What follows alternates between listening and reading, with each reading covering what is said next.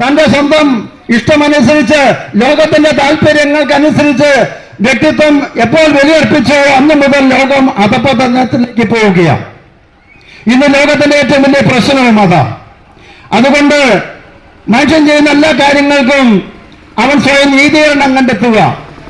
ആ നീതീകരണം ഇവൻ കണ്ടെത്തുന്നത് കൊണ്ട് ഇവന് സമാധാനമുണ്ടോ?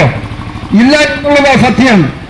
കാരണം മനുഷ്യന്റെ ആ വിശുദ്ധിയുള്ള ജീവിതത്തെ ദൈവം എപ്പോഴും നിലവധിക്കുന്നത് കൊണ്ട് അശുദ്ധിയിലേക്ക് അവൻ പോകുന്ന ഓരോ നിമിഷവും അവൻ ജീവിക്കുന്ന സാഹചര്യമെല്ലാം അവനെതിരായി മാറുകയാണ്. അതുകൊണ്ട് വചനം ഇങ്ങനെ പറയുകയാ, മനുഷ്യൻ ദൈവത്തെ മറന്നുകൊണ്ട് പാപം ചെയ്യുമ്പോൾ സൃഷ്ടികളെല്ലാം അവനെതിരെ ശത്രുത പുലർത്തുമെന്ന്. ഇന്ന് ലോകത്തിന്റെ അവസ്ഥ അതല്ലേ? വേനൽക്കാലത്ത് മഴയുണ്ടാകുന്നു, മഴക്കാലത്ത് വരൾച്ച ഉണ്ടാകുന്നു. അതുപോലെ ലോകത്തിൽ അങ്ങോളം ഇങ്ങോളം പ്രകൃതി മുഴുവൻ മനുഷ്യനെതിരായി മാറുന്നു. എന്തുകൊണ്ടാ? മനുഷ്യന്റെ സുഖലോലുപതയും മറ്റ് ആസക്തികളുമെല്ലാം ഈ സൃഷ്ടപ്രപഞ്ചത്തെ മുഴുവനെ ചുട്ടുവഴിപ്പിക്കുകയാണ്. നാം കഴിഞ്ഞ കാലങ്ങളിൽ കേട്ടു, അറബിക്കടലൊക്കെ നട്ടുച്ച സമയത്ത് തിളച്ച് മറിയുകയാണെന്ന്. അതിന്റെ പരിണിത ഫലം എന്താണ്? ലോകത്തിന്റെ പല ഭാഗങ്ങളിൽ അപ്രതീക്ഷിതമായിട്ട് അതിവർഷമുണ്ടാകുന്നു, മേഘസ്ഫോടനം ഉണ്ടാകുന്നു. അതിന്റെ പ്രത്യാഘാതം എത്രയോ വലിയതാണ്. അതേ പ്രിയപ്പെട്ടവരെ, പ്രകൃതി മുഴുവനും നമുക്കെതിരായി മാറുന്നു എന്നുള്ളത് സത്യം.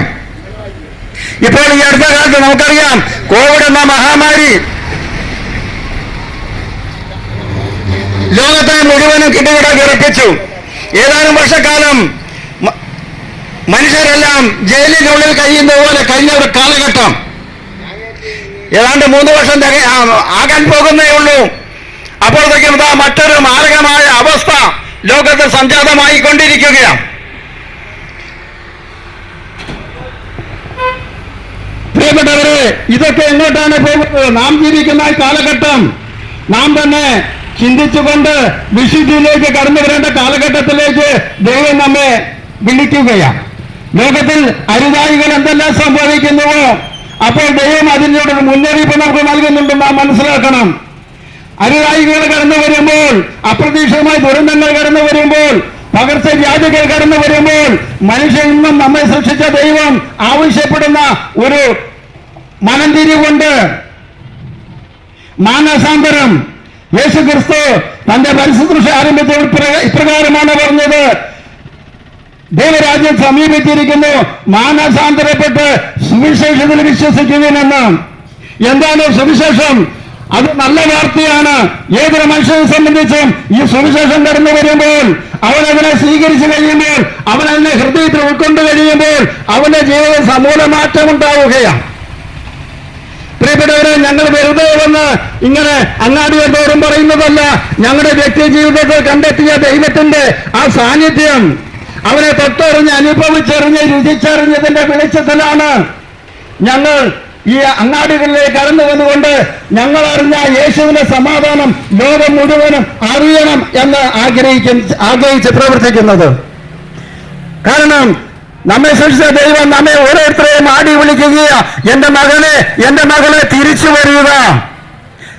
ദൈവം പ്രവാചകന്മാരോട് അരുളി ചെയ്തു, എന്റെ ജനം 2 തിന്മകൾ ചെയ്തു.